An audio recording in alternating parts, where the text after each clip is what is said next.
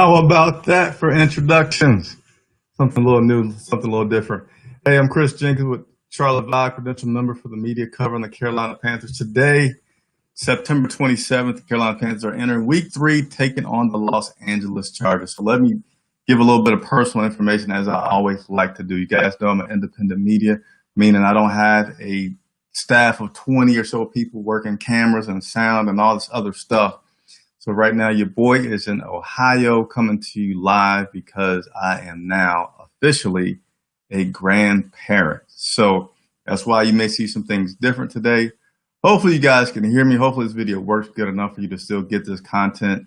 And hey, still, I tell you, if you're watching on Facebook or Twitter, be sure to go over to YouTube, subscribe there, because that's where I can see your comments and love to interact with you and want to hear your comments back.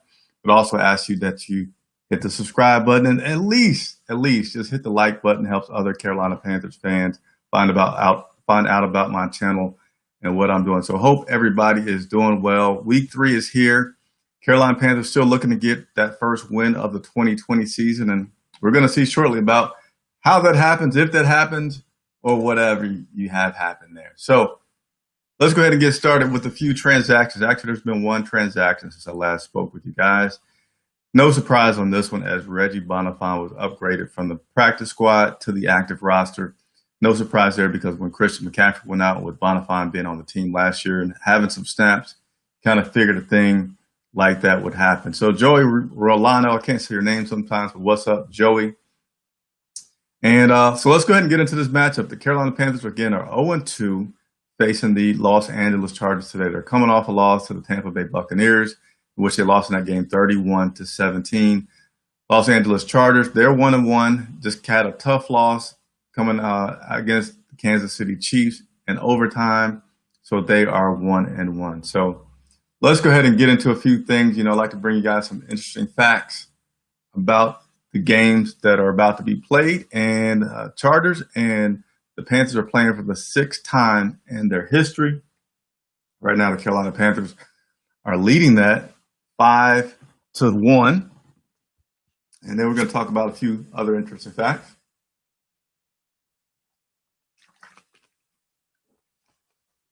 Carolina currently ranks 4th in the NFL in passing yards with 318 yards per game. Los Angeles ranks 4th in the NFL. I'm sorry, let me start over. Carolina ranks 4th in the NFL with 318 yards passing per game. And currently, the Chargers, they rank 3rd in the NFL, giving up 18 points per game. And pass defense, they rank 18. So just like every week in the NFL, you never know. This certainly looks to be a pretty good battle coming up and a pretty good test for the Carolina Panthers. Probably one of their biggest tests, because not only did they have to travel in week 2 against the Tampa Bay Buccaneers, which I felt like did affect those guys a little bit. This time they had to travel out to the West Coast, get acclimated with the time zone change, and also going to the big city. Now, granted, COVID-19's here, so they can't go out and enjoy the city like they may have, which could cause some disruption. But nevertheless, some things to be on the lookout for today. Hey, something I do want to share with you guys that I found was interesting that I discovered this morning. Dante Jackson, he is in his 3rd year. Did you know that Dante ranks #1 in interceptions from his draft class? He has 8 interceptions so far. So the next closest guy to him with interceptions, I'll give you guys a chance to think about it. Any guesses? Any guesses? What's up, Chris Johnson? All right, so next closest person to Dante is Denzel Ward of the Cleveland Browns, and he has 5 interceptions, all right? Also, that game last week saw Teddy Bridgewater have his highest yards passing of his career. I think it was 376. I know it was upwards, getting close to 400 yards passing that Bridgewater had last week versus Tampa. That resulted in the Carolina Panthers having their first duo get 100 yards, have 2 guys get 100 yards passing. That was DJ Moore and Robbie Anderson. So the last group to do that prior, you had to go all the way back to 2004, when Muhsin Muhammad and Kerry Colbert each had over 100 yards receiving for the Carolina Panthers. All right, so I'd like to go over the current top 10 rankings that the Carolina Panthers are achieving so far for this 2020 season.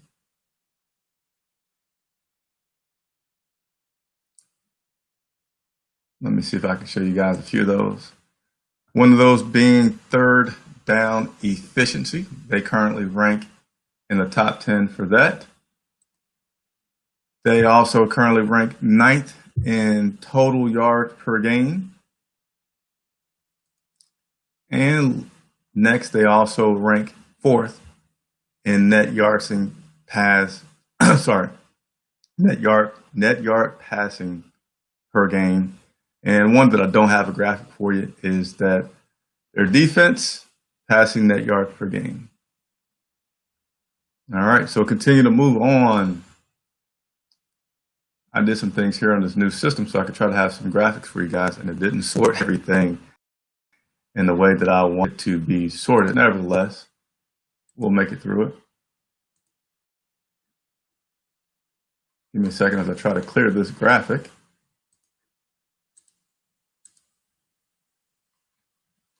The life of the independent journalist, man. There we go. We got that off of there. All right, some notable connections. As you may or may not know, Tre Boston had a period of time when he left the Carolina Panthers that it seemed like he was just going to be an NFL journeyman for no reason at all, other than seeming like people just didn't want to pay this guy. But I'm going to let you know a few players that played on the Chargers that are currently with the Carolina Panthers. So that would be Tre Boston, Russell Okung, and Michael Schofield. They have all played for the Chargers at some point in their career. Okung and Schofield most recently. Of course, Okung was part of that trade that sent Trey Turner to the Los Angeles Chargers. So he is the other connection there on the Chargers side that has some experience and familiarity with the Carolina Panthers. That would be Trey Turner. All right. And we're going to go ahead and wrap up because this game is getting near. I'm sure everybody's wanting to get in their seats and tune in. So last thing we're going to go over will be those inactives for today's game. So Carolina Panthers has a list that should not be that surprising. Here you'll see P.J. Walker. So that obviously means that Will Grier will be our backup for today to Teddy Bridgewater. Trent Cannon, running back, defensive end Sharif Miller. And the next three are not that big of a surprise. You got Dennis Daly, who was listed as doubtful earlier in the week. And Coach Rule said that if a guy's doubtful, that means he doesn't feel he's going to play. So Chris Reed is going to start in place of Dennis Daly. Russell Okung, he's out. Greg Little will start in his place. And then Kawann Short, who's out both of these guys have been out for a couple games here, but Kawann Short, he was listed as doubtful, and Zach Kerr will start in his place today. So that is your pregame show. Hey, invite you all, if you haven't done so, hit that like button, hit the notifications. I'm going to do a live video post-game. Even though I'm in Ohio at the moment, I still have access to the players and coaches after the game. You know, it's COVID, so everything's by Zoom anyway. So if you have questions specifically for Coach Rule that you'd like for me to ask, whether it's scheme, technique, or particular to a player, leave a comment below or make sure that you get on later today when I come on post-game to talk about the game today versus the Los Angeles Chargers. So Chris Johnson said crazy that they did that trade. Chris, I'm assuming that you're talking about the trade that the Panthers did with Russell Okung and getting Trey Turner out of here. Yeah, that trade, Trey Turner's a little bit further into his contract than Okung, but I really like Trey Turner for us. He's been almost an all-pro since the first day that he got here. So to me, and he's still a pretty young guy. So I know when you get coaches in here, you want new, younger talent, and you actually brought in an older guy with Russell Okung. So, yeah, I agree with you there. I kind of wish that we did not do that Trey Turner trade to take him out to the West Coast. But it's been done, right? So we try to roll with it. How do you guys feel about this game today? Something else to watch that I didn't mention is that Curtis Samuel I think he had 1 carry the first game, 2 carries the second game. And will we or will we not see Trey Turner? Will we see Curtis Samuel in the backfield today as a tailback? He didn't want to give away the game plan. He's been smiling a lot this season, being excited about the opportunity. So he didn't want to give anything away, but I think it's certainly possible that we could see him in there for a few plays to get him involved because he is an athlete. He was a dual threat running back, much like Christian McCaffrey was used in his college days at Ohio State. So that is something that's quite possible. All right. I don't see any further questions out there. So I appreciate you guys tuning in. Again, I'm Chris Jenkins, credentialed member for the media for Charlotte Vibe, covering the Carolina Panthers. I'll see you all live after the game.